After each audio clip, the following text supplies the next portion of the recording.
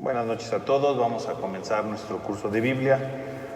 El día de hoy vamos a hablar sobre el Salmo 137. Vamos a hacer nuestra reflexión hoy sobre el Salmo 137. Entonces vamos a tomar nuestra Biblia y vamos a buscar el Salmo 137.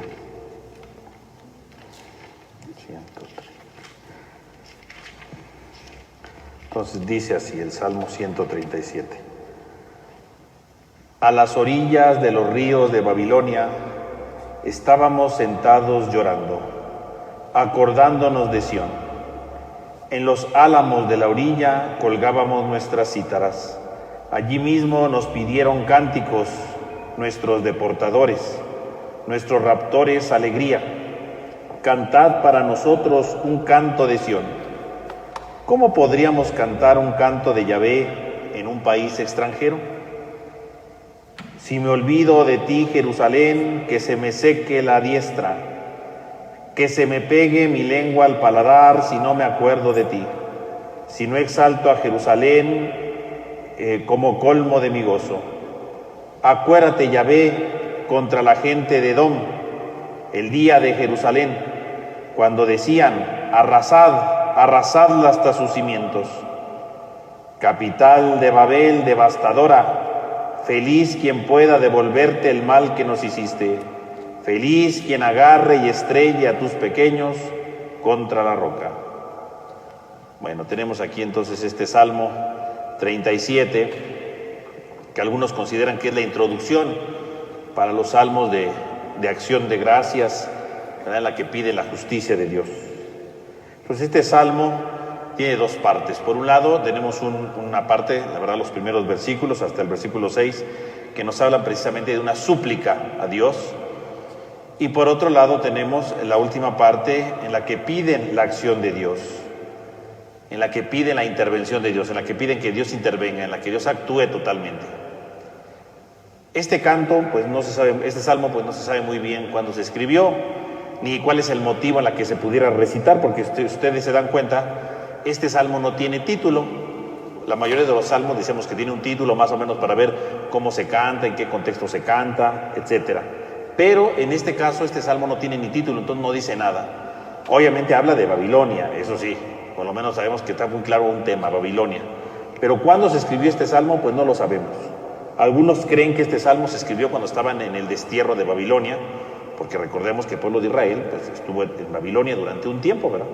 Durante varios años, ¿verdad? Estuvieron ahí cautivos, ¿verdad? Cuando no quieren pagar ellos los impuestos a Babilonia, y entonces el rey de Babilonia pues se enoja con ellos, ¿verdad? Y entonces los deporta a Babilonia. Y entonces, pues durante todo este periodo, pues fue un momento de crisis, ¿no? Porque vivir en una tierra extranjera, vivir lejos de su tierra, de su templo, de sus tradiciones, ¿verdad? Fue un momento muy duro para ellos, ¿no? Que de hecho ya hablábamos un poco de eso cuando hablábamos del Salmo 117, ¿no? Y entonces fue un momento terrible. Entonces tal vez este salmo se cantaba en aquel tiempo, o parte de este salmo se cantaba en este tiempo precisamente para pues acordarse de Dios, que Dios se acordara de ellos, ¿no? Confiando que Dios los iba a ayudar. O bien algunos creen que a lo mejor este salmo más bien se escribió después para recordar precisamente el acontecimiento de Babilonia, porque ciertamente fue algo que marcó sus vidas, algo que los dejó sumamente tristes, ¿verdad? Y entonces, en ese contexto, pues a lo mejor se escribió este salmo, ¿verdad? Precisamente para que en una solemnidad donde recordaran el cautiverio de Babilonia, se lamentaran recordando a los desterrados, ¿no? Entonces pudo haber sido dos tiempos, ¿no? Que se escribiera después del destierro, ya cuando estaban en Jerusalén, o que se escribiera en el destierro, no sabemos bien, ¿no? O sea, porque el texto pues habla en general de Babilonia, pero no dice en qué contexto está. Se puede aplicar a los dos contextos, como un recuerdo de lo que vivieron en Babilonia o como algo que estaban viviendo en ese momento, ¿no? Pero bueno, en general, digo, la idea general del Salmo sería que dentro de Babilonia están sufriendo, ¿no? Esa es la idea. Entonces este Salmo nos va a llevar entonces precisamente a reconocer a veces nuestros exilios, ¿verdad? A reconocer que a veces vivimos un exilio en nuestra vida, así como el pueblo de Israel vivió un exilio, ¿verdad? Y lo llevaron fuera, ¿verdad? Lo llevaron fuera de su tierra, fuera de su contexto, fuera de lo que ellos vivían. Pues a veces también vivimos en un exilio nosotros, ¿no? Porque nos sentimos abandonados por alguien, porque sentimos que nuestra vida va perdiendo sentido, que ya no tenemos un horizonte de esperanza. Ese es Babilonia, ¿no? Babilonia no nada más es en ese tiempo del pueblo de Israel. Babilonia llega cada vez que nosotros nos sentimos desolados, que nos sentimos abandonados, que nos sentimos traicionados. Esa es Babilonia básicamente, ¿no? Cuando nosotros nos alejamos, nos sentimos totalmente distanciados, totalmente alejados de esta realidad, ¿no? Esta sería básicamente la idea. Entonces tenemos que centrarnos en este salmo justamente cuando nos sentimos así desterrados, ¿no? Cuando nos sentimos alejados, ¿no? Cuando nos sentimos abandonados, cuando sentimos que nuestra vida no tiene sentido, bueno, pues surge justamente este cántico, este salmo. Entonces la primera parte del salmo sería del versículo 1 al 4, ¿no? Que es el canto que se realiza justamente sobre los ríos de Babilonia, ¿no? Entonces dice, junto a los ríos de Babilonia nos sentábamos y llorábamos al acordarnos de Sion. Entonces, junto a los ríos de Babilonia nos sentábamos. Entonces, la idea es muy importante. Los ríos de Babilonia son muy importantes, ¿verdad? Babilonia, que es la capital de Mesopotamia, bueno, pues se distingue por dos grandes ríos, ¿verdad? En aquel tiempo, ¿verdad? El río Tigris y el río Éufrates, ¿no? Estos dos grandes ríos, que son muy importantes en la antigüedad, y que precisamente entre estos dos ríos, bueno, pues representaba una gran fecundidad económica, ¿no? Porque en aquel tiempo, bueno, pues los que tenían ríos, pues tenían mayor facilidad para tener cultivos, para tener ciertas cosas, ¿no? Entonces, obviamente, los ríos, pues son muy importantes, ¿no? Es algo muy importante. Entonces, de entrada a la escena, ¿verdad? Dice, junto a los ríos de Babilonia nos sentábamos. Entonces, pues de inmediato podemos ver una escena como de un paraíso, ¿no? Los ríos, imagínense ahí el río, ¿verdad? Paseando el río, lleno de agua, obviamente todo lleno de vegetación, porque alrededor de los ríos pues va creciendo la vegetación, ¿no? Como un paraíso, y nos sentábamos. De entrada podría ser como una imagen de grandeza, de belleza, ¿no? Decir, qué bonito, ¿no? Qué bonito que están frente a un río, ¿verdad? Fresco el ambiente, lleno de vida, y después de eso dice, nos sentábamos y llorábamos. Entonces cambia el escenario. Porque de lo que parecería, ¿verdad?, de entrada como un canto de alegría, un canto de gozo, no, se convierte en un llanto, ¿no? Nos sentábamos y llorábamos. Una escena que parecería fascinante se convierte en un momento de tristeza. Y entonces decir nos sentábamos y llorábamos, que sí que se sentaban no para ver el río o para disfrutar el río, no, se sentaban ahí para llorar. Y es que el estar sentado es un signo de luto, ¿no? Los judíos, ¿verdad?, van teniendo diferentes tipos de lutos en la antigüedad, ¿verdad? En la Biblia, ¿verdad?, podemos ver nosotros diferentes tipos de luto, ¿no? Por ejemplo, romperse las vestiduras, ¿verdad? Es un signo de luto, ¿verdad?, de dolor, ¿verdad? Porque la ropa representa la personalidad de alguien. Entonces, romperla significa que mi persona se rompe. Por eso, cuando alguien moría en aquel tiempo, ¿verdad?, se rompía la vestidura como diciendo, mi vida, mi persona se está rompiendo, ¿verdad?, por dentro, por el dolor que siento, ¿no? Se echaban ceniza en la cabeza, ¿verdad?, como diciendo, somos nada, no soy nada delante de esto, ¿no? Cuando llega la muerte, ¿qué puede decir uno? Pues no soy nada, ¿no? No puedo entender el misterio, no entiendo por qué sucede esto, no entiendo por qué sucede el otro, no soy nada. Entonces en ese momento, ¿verdad?, digo, no soy nada. Entonces se echa la ceniza, ¿verdad?, porque la ceniza es el símbolo de lo frágil, de lo pequeño, de lo débil. Entonces echarse la ceniza en la cabeza significa soy débil. Ante el acontecimiento de la muerte, soy débil. Ante el acontecimiento de la muerte, no soy nada. Soy pequeño, soy frágil, ¿no? Y otro signo, ¿verdad?, de luto era sentarse, estar sentado. Porque estar sentado aquí entonces significaría como estar inactivo, ¿no?, sin movimiento. Si alguien acaba de morir, ¿qué puedo hacer? Nada. Me quedo sin movimientos, ¿no? Me quedo sin la capacidad de poner en obra algo, ¿no? No hago nada, ¿no? Estoy en movimiento. Estoy tratando de asimilar lo que pasa y al mismo tiempo estoy tratando de decir no hay nada que hacer, ¿no? No es que alguien se muere y voy a ponerme a correr, no. Se sienta uno como diciendo no hay nada que hacer, no hay otra cosa que hacer. Incluso esto lo podemos ver reflejado, por ejemplo, en el pasaje de Lázaro, de la resurrección de Lázaro, ¿no?, en el Evangelio de Juan, ¿no?, en el capítulo 11, nosotros podemos apreciar justamente este signo, ¿no? Dice que todos estaban sentados. Cuando alguien le avisa, ¿verdad?, a Marta y le dice, hey, el maestro acaba de llegar, y ella se pone de pie y se sale, ¿no? Y luego regresa y ve ahí a su hermana María y le dice, te habla el maestro, ¿no? Y se para y se va. Pero la gente estaba sentada, no estaba sentada solamente porque estaba cansada o porque no le quedaba de otra, no, estar sentado significa estamos inactivos, porque ante la muerte no podemos hacer nada. Entonces estar sentado a las orillas del río significa que entonces están en una señal de luto, que no pueden hacer nada. estamos ante una señal de total luto, ¿verdad? O sea, no hay nada que hacer, y entonces se están ahí sentados totalmente, ¿no? Entonces y por eso dice, nos sentábamos y llorábamos, no podemos hacer nada. ¿Qué nos queda entonces si no podemos hacer nada? Pues llorar, ¿no? No nos queda otra más que llorar. Entonces es una imagen muy dura, ¿no? Este salmo tiene como trasfondo un libro, ¿verdad?, muy importante, que es el libro de las Lamentaciones, ¿no? Entonces, incluso, ¿verdad?, hay estudiosos que tratan como de decir, mira, esta cita bíblica hace referencia a esta de Lamentaciones. Y el libro de Lamentaciones, como su nombre lo dice, pues son lamentaciones, ¿verdad? La lamentación del pueblo justamente por la destrucción de Jerusalén, ¿verdad?, por el destierro. Entonces, es un libro paralelo a este salmo. Incluso, ¿verdad?, dice en Lamentaciones 3, 48 al 49, dice, río de lágrimas brotan de mis ojos por el desastre de la hija de mi pueblo. Mis ojos lloran sin descanso y no hay alivio. Entonces, ahí está, ¿no? Es el pueblo que está llorando porque se destruyó, dice, la hija de mi pueblo, o sea, el pueblo de Israel, ¿no? Está destruido el pueblo, ya no hay nada que hacer, ¿no? Jerusalén está destruida. Entonces, hay lloro, llanto, ¿no? Igual que el salmista, nos sentábamos y llorábamos. Y aquí hay una doble imagen, ¿verdad? Porque si ustedes se dan cuenta, ¿verdad?, hay una doble imagen. Por un lado está el río, vamos a poner aquí el río, para que ustedes se lo imaginen, ¿no? Aquí está el río, con el agua y toda la cosa, ahí está. Y por otro lado, estaban aquí estos señores que están cantando el salmo, ¿verdad? No, pero sí, no, pero está triste, ¿no? Ahí sentados y tristes, ¿no? Ahí está, ¿no? Sentaditos ahí. Ahí no está, ¿no? Ahí va. Ahí va. Los tíos tristones, ahí están, ¿no?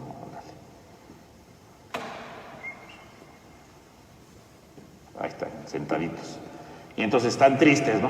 Y entonces aquí hay una imagen muy importante, porque así como los ríos van siguiendo su flujo, aunque no lo dice directamente, aunque los ríos siguen su flujo, en el fondo, ¿qué están haciendo estas personas tristes? Pues llorando, ¿no? También derraman sus lágrimas, ¿no? Es como la idea de decir, así como los ríos de Babilonia van fluyendo en el agua, ¿verdad?, las lágrimas de tus ojos van fluyendo también, ¿no? Las lágrimas de tus ojos van fluyendo, van desgarrándose, ¿no? Mis ojos lloran sin descanso, ¿no? O sea, mis ojos están desgarrándose, ¿verdad? Mis ojos están llenándose de lágrimas, igual que el río, ¿no? Así de grande que es el agua del río, así de grande también es el río, ¿verdad? Las lágrimas del río, ¿no? O sea, eso es como la idea que está tratando de dar a entender aquí, ¿no? Es una imagen, ¿no?, que está jugando precisamente el libro este salmo, ¿no? Es lo que está diciendo, ¿no? Tratando de hacer ver precisamente esta idea, ¿no? Entonces, por un lado está eso, ¿no?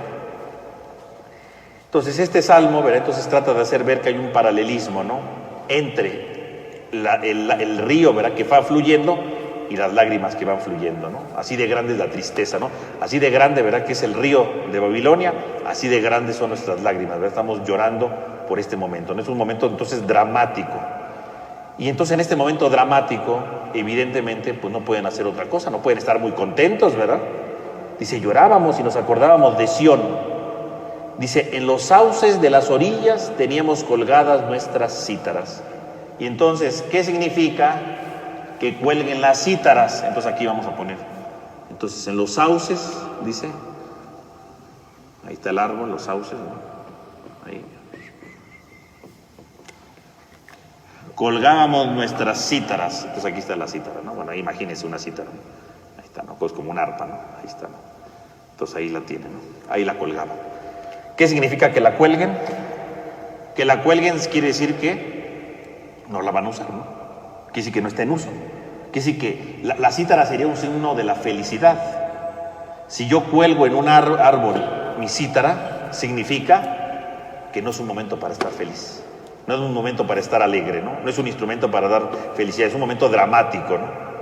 Y algo muy importante, dice que los árboles en las que están colgándolos, dice que son sauces. Claro que aquí para dibujar un sauce está más complejo. Ahí más o menos lo traté de dibujar. Si ustedes le buscan ahí en internet, ¿verdad?, sauce, van a ver que son unos árboles grandes, pero que sus ramas no son como las que conocemos, sino que están todas caídas, así, ¿verdad? Por eso le puse ahí todas las ramitas caídas, ¿verdad? Todo para abajo.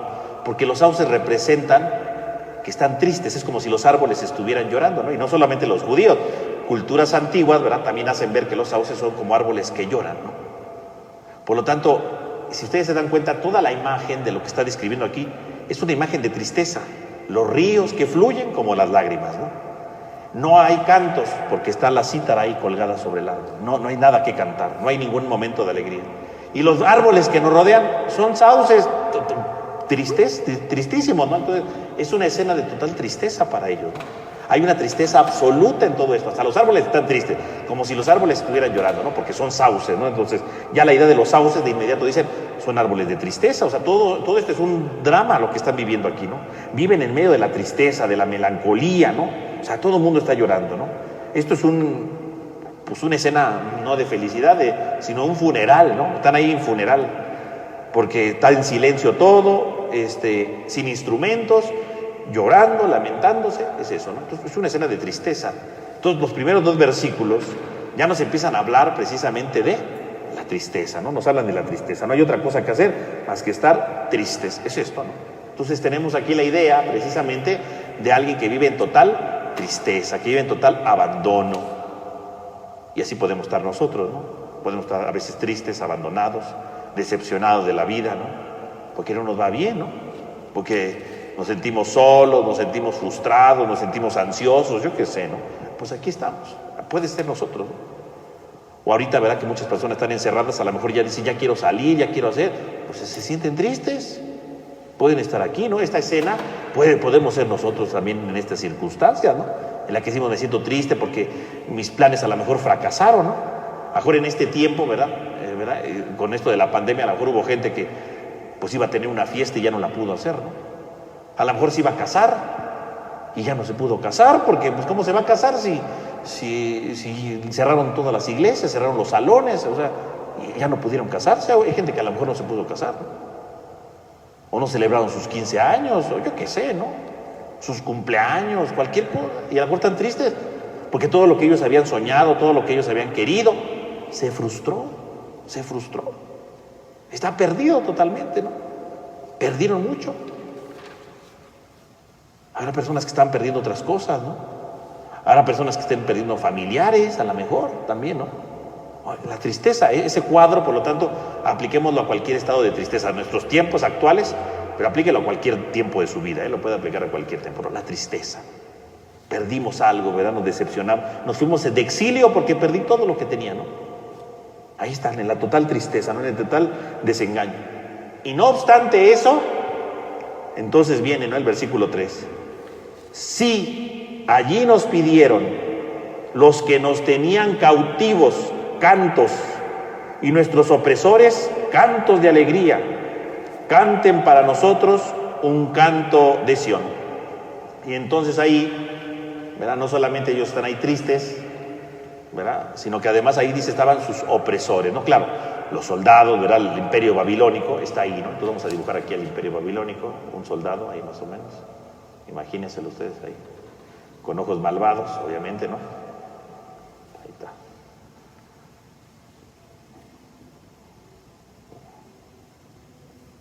Una lanza para que parezca que es soldado.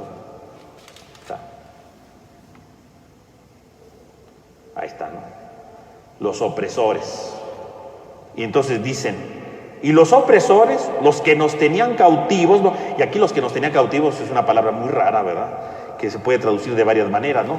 Los que nos sacaron del país, los que nos tenían presionando, los que nos habían desnudado, incluso se puede traducir, ¿no? O sea, como diciendo, los que nos quitaron todo, ¿no? A ese sentido, ¿no? Nos decían, dice, los que nos tenían cautivos nos pidieron cantos, ¿verdad? Dice, nos pidieron cantos, primero que nada cantos, luego dice cantos de alegría, cantos de alegría, cantos de Sión, finalmente, ¿no? Cantos de Sión, cantos de Sión, ahí está, ¿no? Entonces son tres cosas distintas, cantos de alegría y cantos de Sión. Fíjense cómo van cambiando. En primer lugar dice cantos. ¿Qué quiere decir cantos? Bueno, pues cualquier canto, ¿no? Cualquier alabanza, cualquier cosa. O sea, pero pueden ser cantos de tristeza también, ¿no? Que demos un canto, pueden hacer un canto de alegría. Pero luego dice, no solamente cualquier canto, dice cantos de alegría. O sea, eso es una burla de los soldados, o bueno, de los opresores, de los babilonios, ¿no? ¿Cómo me pueden pedir que haga un canto de alegría cuando estoy triste, no? Es una burla, ¿no? Porque si decíamos que toda la escena es de tristeza, toda la escena es de dolor, toda la escena es de melancolía, ¿cómo se les ocurre decir a estos señores cantos de alegría? Es una burla, ¿no? Pero no solamente cantos de alegría, dice, cántenos un canto de Sión. ¿Qué es un canto de Sión? Porque esto es muy importante. ¿A qué nos referimos nosotros cuando hablamos de un canto de Sión? Sión, ¿qué es cosa de Sión? Sión es una montaña, ¿verdad? Y arriba de Sión está Jerusalén. Entonces, cuando ustedes vean en la Biblia Sión, se refiere a la montaña donde está Jerusalén, porque Jerusalén es una ciudad, efectivamente, pero no está en lo plano, sino que está arriba de una pequeña montaña, y esa montaña es el monte Sión, ¿verdad? Por eso verá aquel otro canto, verá qué alegría cuando me dijeron vamos a la casa del Señor, ¿verdad? Y ese canto, verá, ya están subiendo nuestros pies, claro, estamos subiendo, porque para llegar a Jerusalén hay que subir, ¿verdad? Va uno de subidita, no está en plano, sino sube. ¿Y en cómo se llama el monte donde está la ciudad de Jerusalén? Sión. Por lo tanto, los cantos de Sión son los cantos de Jerusalén, pero de manera especial, ¿de qué tratan los cantos de Sión? Los cantos de Sión son los cantos que le hacemos a Dios, son cantos sagrados. Esos son los cantos de Sión, entonces significa los cantos sagrados, ¿no? Y entonces serían sería como una especie de profesión de fe, ¿no? O sea, un canto de Sión significa un canto en el que yo alabo a Dios, un canto en que yo le agradezco a Dios, un canto en el que yo profeso mi fe en Dios, mi confianza en Dios. Por lo tanto, es un canto que es sagrado, ¿no? Es un canto que es muy importante, ¿no? Es algo muy genial en ese sentido, ¿no? Es un himno santo, que son solamente para expresar nuestro amor a Dios. Entonces, si los invasores dicen, cántenos un canto de Sión, ¿qué significa? Que quieren profanar los cantos de Dios. Que quieren profanar, quieren abusar de los cantos de Sión, que quieren abusar de ellos. Esto es una cosa muy grave, ¿no? Porque tú estás diciendo, ellos quieren que nos burlemos de Dios, eso es lo que están diciendo, ¿no? Quieren que nos burlemos de Dios, y nosotros no vamos a hacer eso. O sea, si no vamos a cantar cantos de alegría, porque lo que vivimos ahorita no es un momento de alegría, estamos tristes, cantar un canto de alegría es una burla, ¿no? Ahora, cantar un canto de Sión, o sea, cantar un himno a Dios, a gente que es pagana, en un lugar que no es Jerusalén, eso es una burla. Nosotros no vamos a hacer eso. Nosotros no vamos a cantar eso, ¿no? Es una burla. Y estas burlas ciertamente existen, ¿no? Hay alguna vida de ahí, de la antigüedad de Alejandro Magno, donde efectivamente dice que traían a los prisioneros y los hacían cantar cánticos de su tierra, pero no tanto para oírlos, sino para burlarse, ¿no?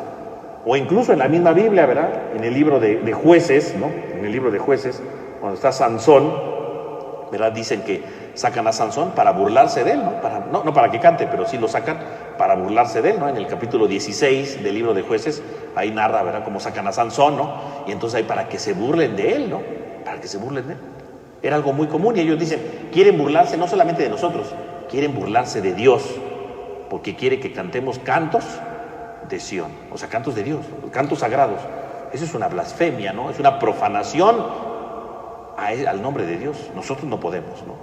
Ellos van a tratar de defender esto, ¿no? Y esto es muy importante, porque a lo mejor puede parecer desapercibido, decir, bueno, pues son los cantos de Dios, pues no quieren burlarse de Dios, está muy bien. Pero esto suena muy importante, porque justamente ¿en dónde están? En el destierro, lejos de su tierra, sin nada, en un lugar donde está lleno de tristeza, y en ese momento dicen, a ver, canten un canto de Sión, cántenos un canto de Dios. Y en ese momento dicen, no, yo no voy a cantar cantos de Dios, yo no voy a cantar cantos de Dios. Es una cosa muy importante, porque dan a entender que si ellos cantaran estos cánticos, no solamente están profanando a Dios, sino es lo único que les queda, ¿no? Quiere decir que aunque están totalmente tristes, tienen una gran esperanza, confían en Dios. Porque si uno estuviera triste y dice, ya mi vida no vale la pena, Dios me abandonó, ya, pues canto un canto de Sión. Pues total, pues a mí Dios ya no me interesa, ¿no? Total, yo suelto lo que caiga, ¿no? Total, yo digo lo que se me ocurra, total, yo digo lo que me viene en gana, total, pues ya que puedo perder, ya perdí todo, pues yo también. Ahí está, despotrico contra Dios, maldigo incluso a Dios si quiero, ¿verdad? Me aprovecho, pues me siento triste, ¿no? No. Ellos no quieren cantar cantos de Sión.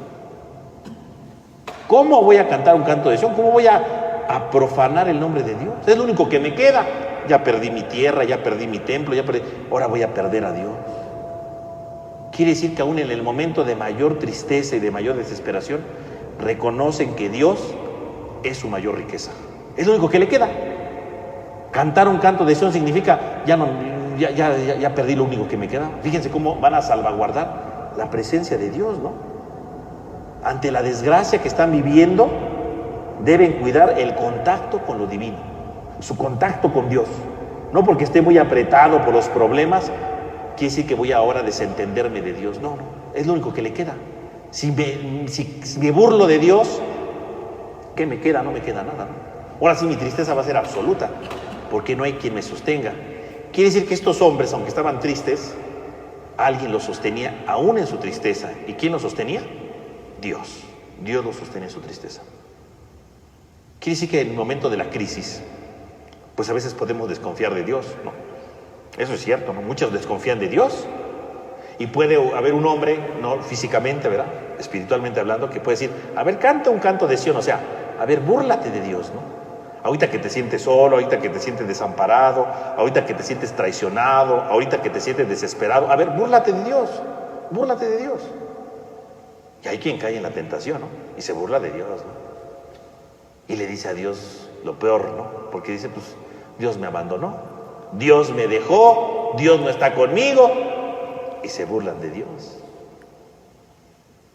Y sin embargo el Salmo dice, no, aunque estés en el momento más triste de tu vida, y esta es la escena triste, nunca te burles de Dios, nunca profanes el nombre de Dios, confía en Dios aún en el momento más difícil de tu vida.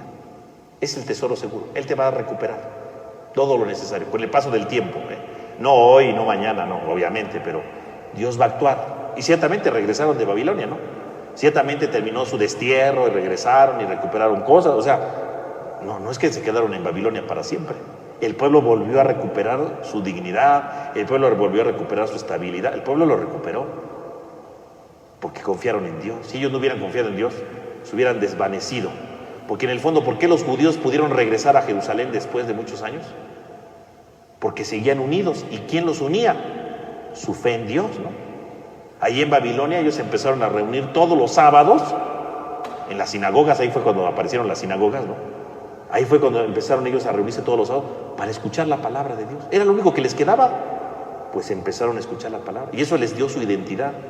Por eso cuando ya pudieron regresar, regresaron como pueblo. ¿Por qué? Porque seguían teniendo su identidad. ¿Y quién les daba la identidad? Dios. Dios les daba su identidad. Dios nunca los dejó, nunca los abandonó. Dios estuvo siempre con ellos. Dios nunca los dejó atrás, mis hermanos. Siempre estuvo Dios con ellos, siempre estuvo Dios ayudando, siempre estuvo Dios iluminando, siempre estuvo Dios acompañando. Dios siempre estuvo con ellos, siempre. Y eso es lo que les da estabilidad. No desconfiar de Dios. No pensar que podemos ahora profanar el nombre de Dios, no. Confiemos en Dios. Ahorita estamos encerrados, confiemos en Dios. Es que perdí mi festejo. Hay que confiar en Dios. Siempre. Y claro, cuando regresaron a Jerusalén, no crean que llegaron y ¡ay, qué bonito todo el lugar como antes! ¿No? Todo destruido y a volver a reconstruir, ¿no? Como decíamos la semana pasada, ¿no? Cuando termine todo esto, pues no va a ser todo igual, ¿verdad? Hay que reconstruir cosas, igual que el pueblo de Israel. Pero después, con el paso del tiempo, el pueblo se reconstruyó, el pueblo se consolidó, se transformó de nuevo. Hay una transformación de vida, ¿no? Hay una renovación profunda. El pueblo se volvió a construir, el pueblo se volvió a reconstruir, con trabajos, pero se volvió a hacer. Igual va a pasar ahora, ¿no? Cuando termine esto, sí, confiemos en Dios y vamos a regresar y vamos a reconstruir cosas, porque tendremos que reconstruir cosas, no va a ser igual que antes, decíamos, ¿no? Hay que reconstruirlo, pero lo vamos a reconstruir. Lo dice el Salmo, ¿no? Lo da a entender el Salmo, ¿no? Y es la idea de hoy, ¿no? Es lo que nos trata de decir el día de hoy. Nunca desconfiemos de Dios. Nunca desconfiemos del Señor. El Señor está siempre con nosotros. Y dice el Salmo, ¿no? El versículo 4. ¿Cómo podríamos cantar un canto de Yahvé en tierra extranjera? ¿Cómo podríamos? O sea, ¿cómo podríamos cantar un canto a Yahvé en tierra extranjera? Y esto es muy importante. Porque quiere decir que Yahvé, que su Dios, no está en Babilonia. Babilonia es tierra extranjera. Yahvé sigue estando en Sión, en Jerusalén. Estamos desterrados, estamos en tierra extranjera, pero Dios no es Dios de aquí. Yahvé no es Dios de aquí. Él es el Dios de Jerusalén. Él es el Dios de Jerusalén. O sea, ellos están convencidos que aunque están en este lugar, Dios no los abandonó. Y si Dios es el Dios de Sión, Dios los tiene que regresar, porque Dios está ligado, por así decirlo, a Jerusalén, no está ligado a Babilonia. Porque si dijéramos, bueno, pues ya Yahvé ya está con nosotros en Babilonia, también ya sacó sus maletas y se quedó con nosotros, bueno, pues quiere decir que entonces ya se perdió la promesa, ya se perdió la tierra prometida, porque ahora Dios ya se cambió de lugar, ahora se cambió para Babilonia. No, estamos nosotros en Babilonia, pero Dios sigue estando allá, porque Él pertenece allá. Y nosotros pertenecemos a ese lugar, y nosotros no vamos a perder eso. Sí, a veces hay momentos difíciles, pero no por eso quiere decir que entonces ya Dios nos abandonó. No, Dios sigue presente en la promesa que nos hizo. Y podremos reconstruir todo. Y podremos seguir adelante, porque Dios nunca nos deja. Dios nunca nos abandona. Dios está cerca de nosotros siempre, siempre. No es que Él se cambia, ¿verdad? Y dice, pues ya acostúmbrate. No, no. Si Dios nos ha hecho una promesa, la lograremos. La reconstruiremos y lo lograremos. Es que alguien me traicionó. Cuesta mucho levantarse de una traición, sí. Pero Dios sigue presente en la fidelidad. Y hay que levantarse y reconstruir nuestra vida y no dejar que una traición nos destruya todo, ¿no? Es que alguien me abandonó. Ah, bueno, pues sí. Pero yo voy a levantarme y Dios va a seguir siempre firme conmigo y me voy a volver a consolidar. No tengo que estabilizarme en la tristeza. No tengo por qué estabilizarme en Babilonia. No tengo por qué estabilizarme en la melancolía, en la traición. No, yo tengo que levantarme y reconstruir lo que debo de hacer. Porque Dios no me llamó para vivir traicionado. Dios no me llamó para vivir humillado. Dios no me llamó para vivir triste. Dios me llamó para transformar mi vida, para renovarme profundamente, ¿no? Esa es la importancia, ¿no? ¿Cómo podríamos cantar a Yahvé un cántico en tierra extranjera? Dios sigue siendo el mismo. Y allá vamos a regresar. Hubo una traición y voy a regresar a un lugar. La traición no me puede delimitar. Hubo un momento de enojo, el enojo no me va a delimitar. Hubo un desánimo, el desánimo no me va a desanimar para siempre. No puedo quedarme. Ellos no se van a quedar en Babilonia, como yo no me tengo que quedar en la tristeza, en la frustración, en la melancolía, ¿no? Hay que aceptarlo. O sea, ellos tienen que aceptar que están en Babilonia. Tienen que aceptar que es un momento de su vida, pero que ellos pueden reconstruir su vida y que pueden regresar. Eso es lo importante. Ahorita que está la pandemia, veré muchos que han perdido cosas, no decir, pues ya ni modo, ya voy a quedar aquí en la frustración. No, vamos a salir adelante y vamos a reconstruir todo y vamos a seguir adelante. Hay que aclarar, estamos en un momento, claro, hay que aceptarlo, pero no es definitivo este momento. Vamos a levantarnos y vamos a reconstruirlo todo de nuevo. Eso es lo importante. Esta es la invitación del Salmo. Vamos a reconstruir todo porque Yahvé no es de este lugar, Él es de Sión. Y nosotros regresaremos a Sión, aunque reconstruyamos todo, pero vamos a reconstruirlo todo con la ayuda de Dios. Y entonces, ¿verdad? Viene lo siguiente, ¿no? El versículo 5 y 6, ¿no? Si me olvidara de ti, Jerusalén, que se me seque la mano derecha, que la lengua se me pegue al paladar, si no me acordara de ti, si no pusiera a Jerusalén por encima de todas mis alegrías. Entonces ahora, ¿verdad? Viene dos símbolos muy importantes, ¿no? La mano y la boca, ¿no? Dos símbolos muy importantes, dos símbolos, diríamos nosotros, antropológicos, ¿no? Que van ligados a otro tema, el recuerdo. Si me olvidara de ti, Jerusalén, si me olvidara. Y entonces, ¿qué significa olvidar? No tener un recuerdo. Y entonces aquí entra el tema del recuerdo. El recuerdo es muy importante, mis hermanos. ¿Qué significa el recuerdo?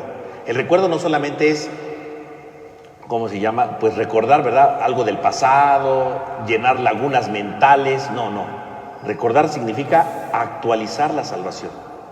Para un judío recordar algo significa actualizar la salvación, hacer presente la salvación. Por eso los judíos celebraban cada año celebran cada año la Pascua. La celebran no solamente como un recuerdito, ¿verdad? Hay algo que pasó hace mucho, no. Sino la celebran para recordar que ellos son el pueblo en el presente, salvados por Dios. La salvación de Dios se actualiza. Incluso a nosotros en la Eucaristía, ¿verdad? Cada vez que celebramos la Eucaristía, nosotros hacemos un memorial, ¿verdad? O sea, recordamos el acontecimiento, no solamente en el pasado. Jesús hace muchos siglos hizo la última cena, no. Lo importante es, Jesús hace muchos siglos hizo esta última cena y hoy los efectos de esa última cena se actualizan. Hoy los efectos de esa cena se actualizan, se hacen presente. Hoy la salvación de la Eucaristía se hace presente. La salvación, lo que sucedió hace siglos en la cruz, se actualiza en el presente cada vez que celebramos la misa. Lo que hace siglos sucedió, ¿verdad? Cuando Cristo resucitó, cada vez que celebramos la misa, se actualiza la resurrección, se hace presente los efectos de la salvación.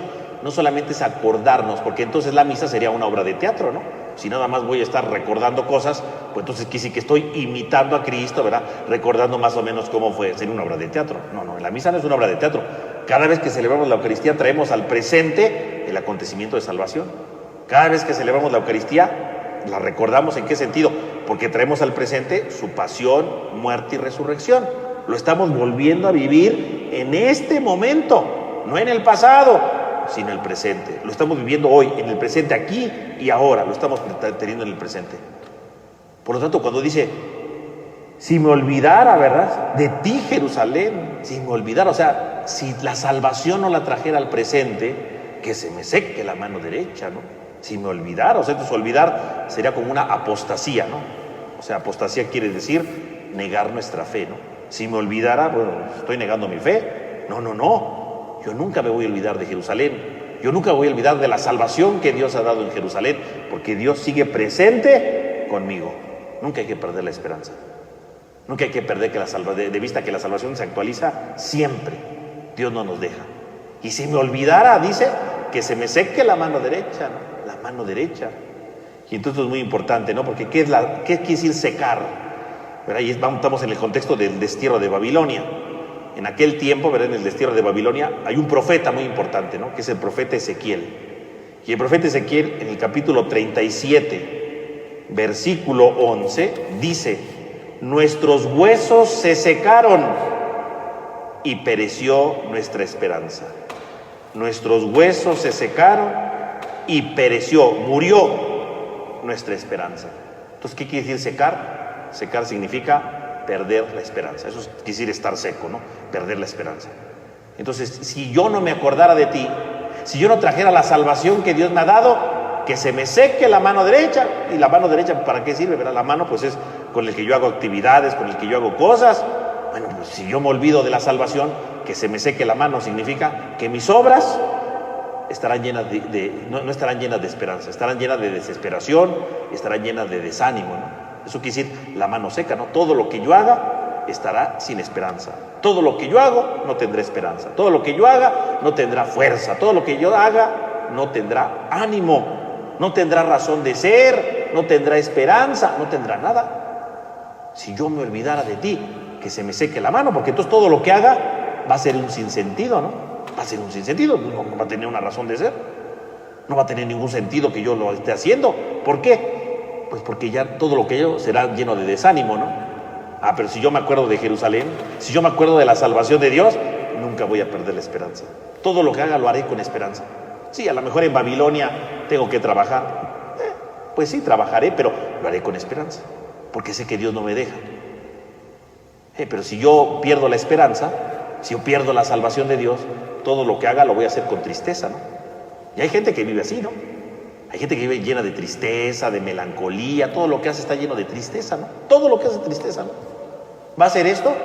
Con tristeza, ¿no? Pues ya ni modo, ¿no? Hoy amanecimos, bueno, pues está llena de tristeza siempre, ¿no? Todos los días con tristeza, todo lo que transmite es tristeza, ¿verdad? Engaño, decepción, coraje, ¿no? Hay gente que es así, ¿no? Porque vive triste, ¿verdad? Porque vive decepcionado, porque vive en una crisis existencial. Su mano está seca, no físicamente, espiritualmente está seca. ¿Por qué? Porque todo lo que hace es desesperanza. ¿Por qué haces eso? Pues no me queda de otra, ¿no? ¿O por qué hiciste aquello? ¿Lastimaste a las personas?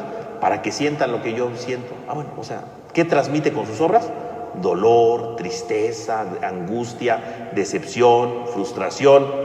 Si me olvido de ti, Jerusalén, que se me paralice la mano, ¿verdad? Que se me seque más bien, que se me seque la mano, que no haga nada, ¿verdad? Que todo lo que haga pierda sentido en la vida, no tenga esperanza. Entonces este salmo nos invita a decir, hey, si tú pierdes la esperanza, se te va a secar la mano, no vas a tener esperanza, no vas a tener entusiasmo, no vas a tener fuerza, no vas a tener dinamismo y vas a transmitir pura amargura. Y hay gente que transmite amargura, ¿no? Y no con sus manos, con toda su vida, ¿no? Uno la oye hablar y dice, ya viene ese señor que toda la vida habla de lo mismo, siempre pura tristeza, ¿no? Puros rencores, puras decepciones.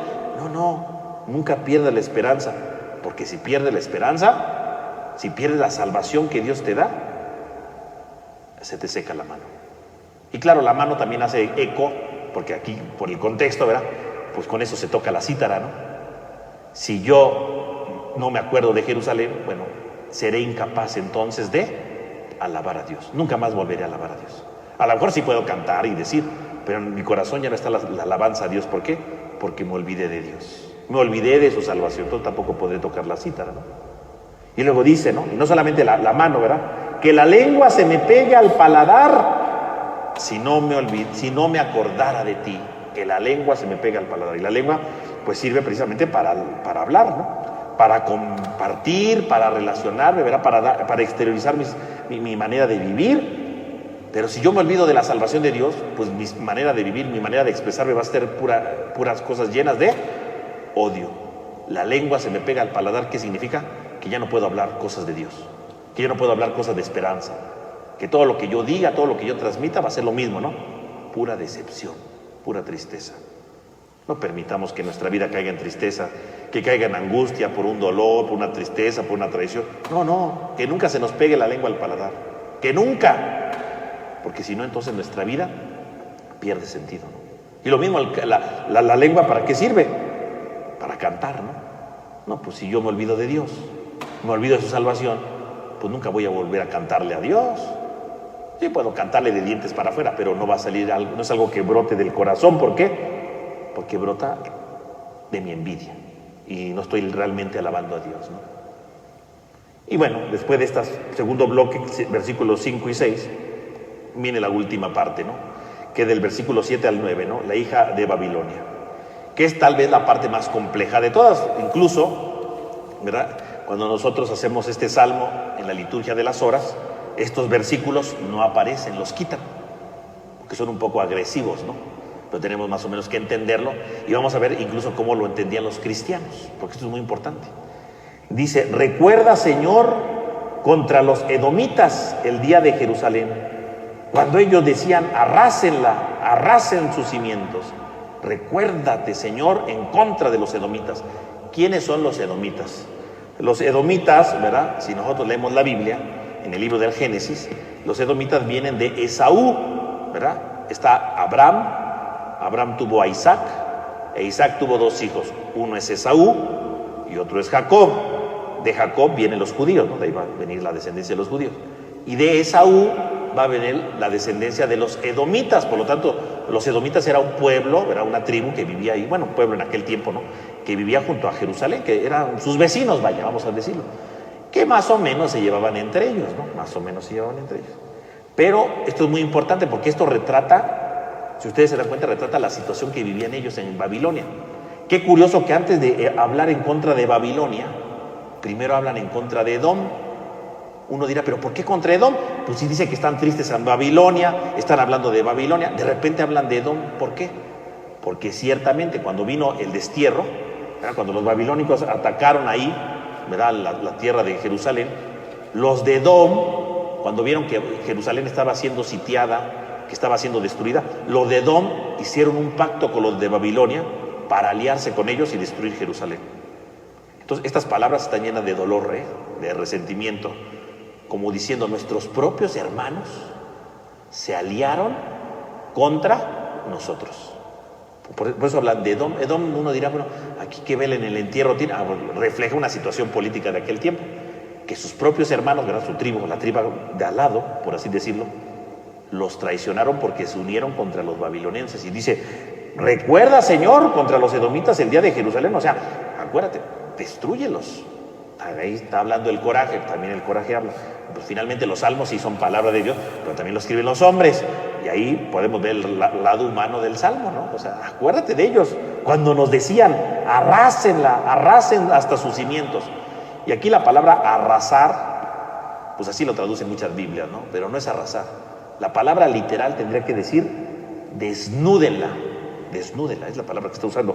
Cuando ellos decían, desnúdenla, desnúdala hasta sus cimientos. Y es que desnudar, por un lado puede significar, sí, físicamente, ¿no? Desnudar la ciudad, ¿qué significa? Tirar sus murallas, tirar sus edificios, que se quede destruida, ¿no? Desnuda, ¿no? Sin nada. Pero la palabra o el verbo desnudar es un verbo muy importante, ¿no? Muy duro, ¿no? Porque habla entonces también de la vergüenza, de la vergüenza. Cuando una persona la desnudan frente a los demás, pues es un signo de vergüenza, ¿no? De humillación, de exponer en público su vergüenza, ¿no? Es una cosa terrible, ¿no? Entonces, desnudar a alguien significa ponerlo en vergüenza, ¿no? Lo dice, por ejemplo, Isaías 3:17. El Señor desnudará sus vergüenzas, o sea, como diciendo, los dejará en ridículo. Entonces, vean, ellos dicen, ellos no solamente pidieron la destrucción de nuestra ciudad, pidieron nuestra humillación, porque la palabra desnudez refiere a estas dos cosas, no solo a desmantelar una ciudad, sino desnudar significa a que los humillaron, expuso nuestra vergüenza. O sea, estar en Babilonia es una vergüenza y ellos se burlaron de nosotros. Es el dolor del salmista, ¿verdad? Y de los judíos, porque sus propios hermanos, sus propios hermanos vecinos pidieron su destrucción. Y a lo mejor también a veces, ¿verdad? Podríamos tener un hermano, ¿verdad? Que queríamos mucho y que de repente nos desnudó, ¿verdad? Y nos dejó en la vergüenza, ¿no? Espiritualmente hablando, obviamente, ¿no? Y luego pues ya van contra Babilonia, ¿verdad? Entonces sí, el versículo 8 y el versículo 9. Ciudad de Babilonia, tú la devastadora, feliz el que te devuelva el mal que nos hiciste. Entonces ahora sí van en contra, ¿no? Feliz, ¿verdad? O sea, un día va a llegar alguien y te va a destruir. Feliz esa persona que te destruya. Porque así como nos destruiste a nosotros, te van a destruir a ti. Bueno, es una cosa muy fea, ¿verdad? Después habla de venganza, pero bueno, pues el lado humano del Salmo, es un Salmo que es humano, finalmente, no habla de esto. Aunque tiene un sentido que ahí vamos a ver de salvación. Y luego termina con otra cosa más fea, ¿no? Feliz el que tome a tus hijos y los estrelle contra las rocas. Feliz el que tome, una cosa terrible, ¿no? Y bueno, pues esto sí es una cosa dura, ¿verdad? Por eso obviamente en la liturgia de las horas, ¿verdad? Y en la misa nunca vamos a escuchar estos versículos, que son muy duros. Como decíamos, es como la parte humana del Salmo, ¿no? Y entonces pues se queda ahí. Pero aquí lo más importante es esto, ¿no? Porque dice, feliz el que tome a tus hijos y los estrelle en las rocas. Los hijos son la señal del futuro. Matar a los hijos significa, tú por habernos hechos esclavos, no mereces tener futuro. Es lo que están diciendo, ¿no? Espiritualmente hablando. Tú no mereces tener futuro. Tú no mereces tener futuro. Entonces este salmo pues refleja dos cosas, esta parte humana, ¿no? Por un lado refleja no solo la venganza, que es una parte. Aparte de la venganza también está reflejando otra cosa, la crueldad de las guerras. Así eran las guerras, ¿no? O sea, no nos espantemos, ¿no? O sea, así eran las guerras. Y son ahora y muchas violencias que existen, ¿no? Pero las guerras eran eso. Agarraban y azotaban, agarraban y destruían, ¿no? O sea, por un lado sí, es un signo de venganza, de coraje que trae el salmista, pero en el fondo está usando palabras de la guerra de aquel tiempo, ¿no?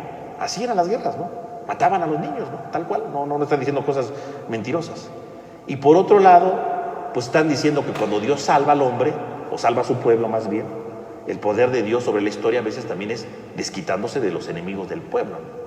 Así pensaban ellos, estamos en el Antiguo Testamento, entonces ellos lo estaban viendo de esa manera, ¿no? Ahora bien, este salmo, ¿verdad? Este salmo, pues ha sido interpretado de muchas maneras, ¿verdad? De muchas maneras. Los primeros cristianos vieron en este salmo, ¿verdad? Una idea alegórica muy importante, sobre todo estos últimos versículos, ¿verdad? Que causan tanta cosa, ¿verdad? De decir, pero ¿cómo pueden decir esto tan cruel, ¿no? Bueno, pues los primeros cristianos, ¿verdad? De los primeros siglos, dicen que en realidad este salmo, lo importante no solamente es ver la destrucción, ¿verdad? Sino es ver el camino del cristiano, ¿verdad? El camino del cristiano hacia la vida eterna, ¿no? Y entonces estas imágenes ellos les dan un nuevo significado. Por ejemplo, un santo, ¿verdad? Que vivió en el siglo IV, llamado San Ambrosio, ¿verdad? San Ambrosio, cuando comenta este pedacito del Salmo, ¿verdad? Feliz el que tome a tus hijos y los estrelle contra la roca.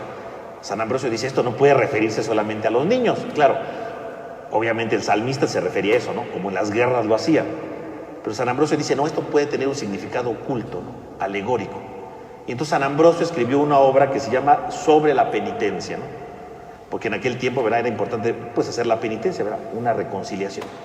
Y entonces en la obra de la penitencia dice San Ambrosio, compadecido de ella, dice David, ¿no?, o sea, el salmista, ¿no?, hija infeliz de Babilonia, ciertamente es infeliz porque es hija de Babilonia, la que deja de ser hija de Dios. Sin embargo, el buen médico le excita diciendo, ¿quién puede agarrar y estrellar a tus hijos contra las piedras? Esto quiere decir, dichoso el que estrelle en Cristo la piedra, los pensamientos débiles y deshonestos, quien desoiga con decisión todos los movimientos irracionales por respeto a sí mismo, de modo que si alguien es arrebatado por un amor adúltero, rechácelo. Y si viene la cadena de la meretriz, rechácelo y renuncie a sí mismo para alcanzar a Cristo. Entonces, San Ambrosio, ¿qué dice? Para comentar esto, ¿no? Dice, ciudad de Babilonia, ¿verdad? Y ciudad de Babilonia sería así como la hija de Babilonia. Dice, feliz el que tome a tus hijos y los estrelle en la roca. Entonces San Ambrosio dice, ¿quiénes son los hijos de Babilonia? Los hijos de Babilonia no se refieren a los niñitos, no, dice San Ambrosio, no. Los hijos de Babilonia, ¿quiénes son? Los hijos de Babilonia son los que se han abandonado, los que se han alejado de Dios. Entonces podemos ser nosotros. Los hijos de Babilonia somos los que no somos hijos de Dios. Y entonces cuando no somos hijos de Dios es porque somos hijos de la mentira, ¿no? No somos hijos de Dios porque somos hijos de la envidia, porque somos hijos del egoísmo, porque somos hijos del adulterio, ¿no? Porque somos hijos del pecado que quiera. Somos hijos de Babilonia cuando nosotros no somos hijos de Dios. Pues feliz el que agarre a los hijos de Babilonia y los estrelle contra las piedras. Entonces no habla de niños físicos, dice San Ambrosio. ¿De quién está hablando? Dice, los hijos de Babilonia entonces son la envidia, el rencor. Pues feliz el que agarre su envidia y la estrelle en la roca. Y la roca es Cristo, ¿no? Que la estrelle sobre Cristo y diga, ya no voy a ser envidioso. Feliz el que agarre su coraje y lo estrelle y diga, ya no voy a ser corajudo. Feliz el que agarre, ¿verdad?, su adulterio y diga, lo estrello sobre Cristo porque ya no voy a ser adúltero. Feliz ese día. Entonces fíjese cómo San Ambrosio, ¿verdad?, hace una reinterpretación de esto. Obviamente el salmista no estaba pensando en esto, ¿no? Pero ya cristianamente hablando podemos ver cómo esto que a primera vista puede causar un problema, puede tener una interpretación espiritual muy interesante. Y entonces decir, ¿quién es la hija de Babilonia? Pues hija de Babilonia somos nosotros, cuando por nuestro pecado dejamos de ser hijos de Dios. Y entonces sí, feliz el que agarre y estrelle contra la piedra, que es Cristo, a la hija de Babilonia, o sea, a los pecados que tenemos. Porque el único que puede destruir nuestro pecado es Cristo. Entonces cuando yo, por ejemplo, voy y me confieso, pues se supone que estoy estrellando mi envidia, estoy estrellando mi pecado, para empezar a estar con Cristo de nuevo. Feliz el que estrella a los hijos de Babilonia, o sea, el que estrelle los pecados contra Cristo. Fíjense cómo entonces San Ambrosio, ¿verdad?, de manera magistral, ¿verdad?, y con una lectura alegórica de la Escritura, hace una reinterpretación espiritual muy interesante para nuestra propia vida. Y entonces aquí podremos decir, ¿es la parte humana del Salmo? Pues sí, ¿no? Pero podríamos encontrar un sentido espiritual como San Ambrosio. Y entonces decir, pues esto es una invitación para que yo venza mis pecados. Feliz, ¿verdad? Porque a lo mejor sí soy hijo de Babilonia, porque soy bien pecador. Bueno, pues voy a agarrar a mis hijos, ¿verdad?, de Babilonia y los voy a estrellar con Cristo, para que desaparezca mi ira, para que desaparezca mis rencores, para que desaparezcan mis envidias, para que desaparezca todo lo malo, para ser una persona totalmente nueva, ¿no? Esta es una relectura que propone San Ambrosio, que nos puede ayudar también en nuestra vida espiritual. Entonces, pues yo creo que, ¿verdad?, tenemos aquí entonces un pequeño esbozo, ¿verdad?, de lo que es este salmo, que es muy importante. Y bueno, entonces con eso pues terminaríamos, ¿verdad? Entonces, de tarea para esta semana, para que ustedes hagan su oración, ¿verdad?, pues pensemos en esta semana, ¿cuál es la Babilonia de mi vida en estos días, ¿no? ¿Cuál es la Babilonia? Puede ser el encierro, puede ser ese un Babilonia, ¿no? Puede ser que no salgo a trabajar, que no hago eso, puede ser ese Babilonia. O puede ser que a lo mejor tengo ahorita un problema, una tristeza, un dolor. ¿Cuál es la Babilonia de mi vida? Y entonces descubrir que aunque me siento triste, que aunque me siento encerrado, que aunque me siento traicionado, descubrir a Dios, los cantos de Sion, o sea, descubrir a Dios en mi vida. ¿Cómo puedo descubrir a Dios en mi destierro de Babilonia? ¿Cómo puedo descubrir que Dios está conmigo hoy en día? ¿Cómo lo puedo descubrir? ¿Cómo lo puedo descubrir? ¿En dónde lo descubro? Es que estoy frustrado porque no alcancé algo. ¿Cómo descubro a Dios en este momento de mi vida? ¿Cómo lo descubro? Canto de Sión. Y lo más importante, entonces, primer punto, ¿cuál es en mi Babilonia? Segundo, ¿cómo descubro a Dios? Tercero, la mano y la boca, ¿no? Las obras que yo hago, las palabras que yo expreso hoy día, ¿son palabras llenas de esperanza o están secas, llenas de desánimo? La manera con que yo me llevo con mi esposo, con mi esposa, con mis hijos, con mis papás, ¿son de esperanza o son de desánimo? Porque a lo mejor ya se me secó la mano, ¿eh? A lo mejor ya se me pegó la lengua al paladar, porque no comparto ningún tipo de esperanza. Pues entonces vamos a hacer la reflexión, ¿verdad? En esta semana, ¿verdad? Para que ustedes lo reflexionen, ¿verdad? ¿Cuál es la Babilonia de mi vida? ¿Cuál es cómo descubro a Dios en medio de esto? ¿Verdad? ¿Cuál es el cántico de Sión en mi vida en este momento?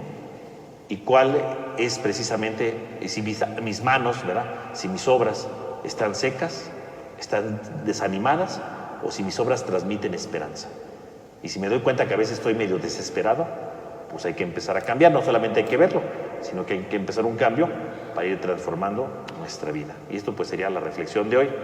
Ahora sí, ¿verdad? Espero en esta semana subir los apuntes, ¿verdad?